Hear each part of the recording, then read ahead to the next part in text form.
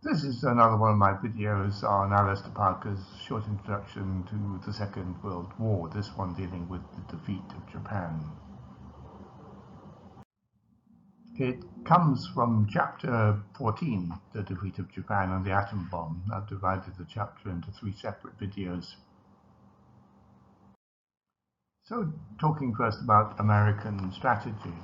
The Americans aimed to blockade and bomb Japan in order to reduce its ability to produce war material as a preliminary to an eventual invasion.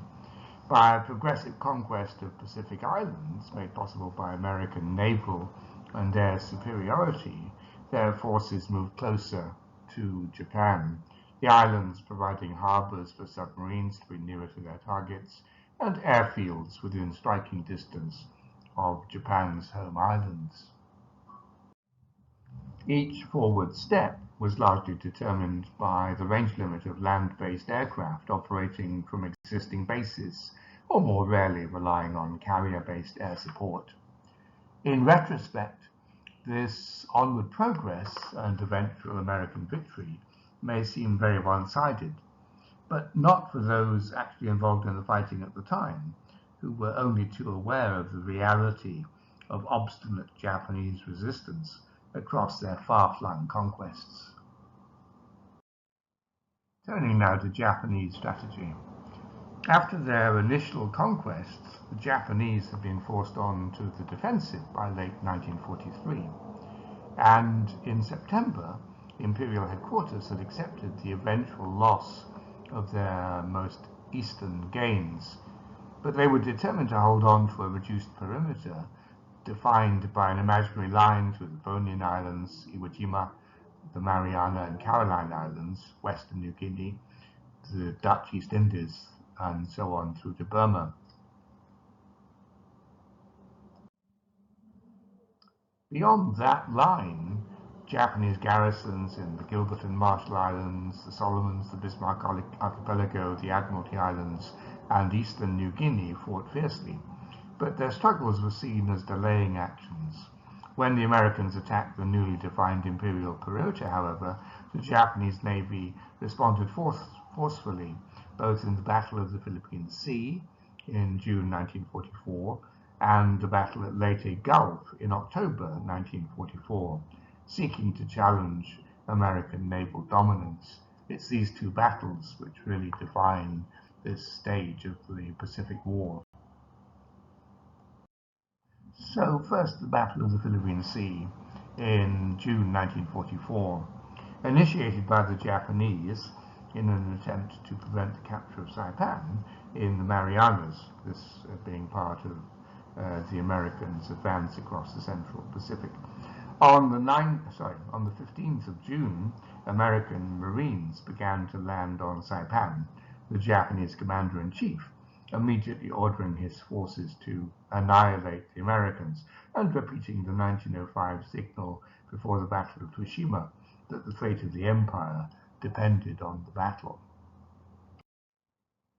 This map provides a basic summary of a complex series of engagements.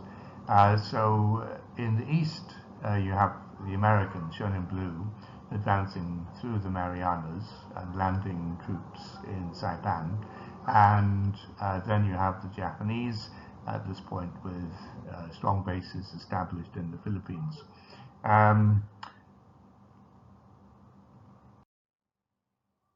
A large Japanese battle fleet sailed eastwards to face the Americans.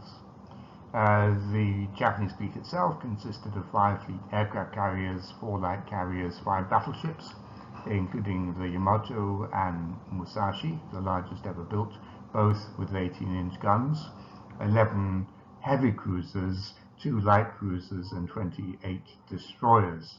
They faced off against an American fleet of 7 fleet carriers, 8 light carriers, 7 battleships, and 8 heavy cruisers, 30 light cruisers, and 69 destroyers. I've crudely divided those categories of ships into the larger ones, the carriers, battleships, and heavy cruisers, versus the lighter ones, the light cruisers and the destroyers. You'll see that in terms of the heavier ships, then the two sides are fairly evenly balanced, whereas in the terms of the lighter ships, the Americans have the obvious advantage, 82 light cruisers and destroyers against 30 on the Japanese side. In the event, the conflict consisted of airstrikes rather than gun battles between the opposing fleets.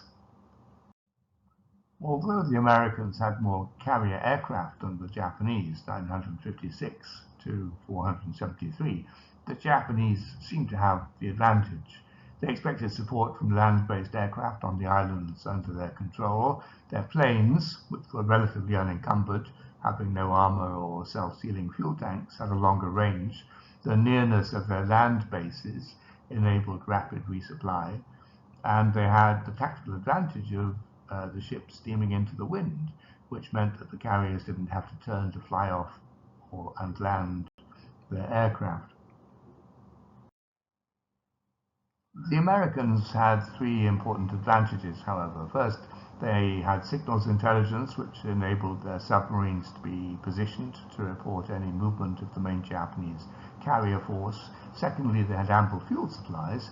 And thirdly, all their naval airmen were elaborately trained and frequently exercised, whereas by the summer of 1944, Japanese airmen lacked both training and practice.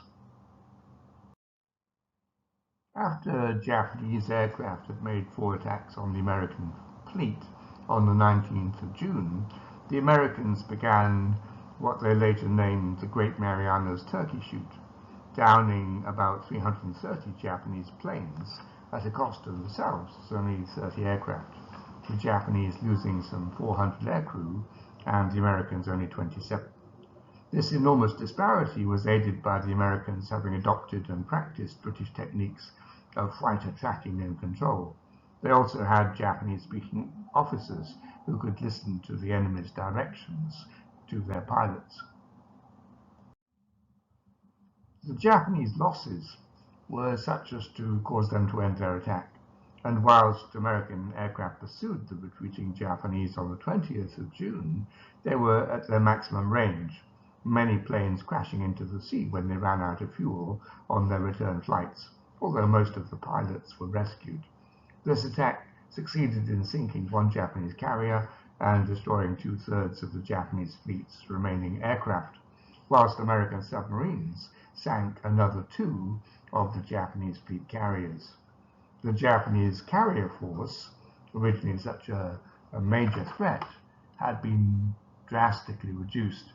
Even more significantly, the Japanese losses in aircraft and inexperienced aircrew were catastrophic. The second big battle was that of Leyte Gulf in October 44. This was the Japanese attempt to stop the recapture of the Philippines by the Americans. It was a complex series of battles to interrupt American landings in the Philippines. This was the largest naval battle of World War II. The Japanese divided their ships into 3 groups, one successfully luring the fastest American ships away from Leyte Gulf, whilst the other 2 groups could attack the remaining American ships, including the supply ships supporting the landings. However, on the 23rd of October, the Americans had already attacked the approaching Japanese with their submarines, followed on the 24th by an air attack, the 2 actions leading to the loss of 2 Japanese heavy cruisers, including Admiral Kurita's own flagship, and the extra-large battleship Musashi.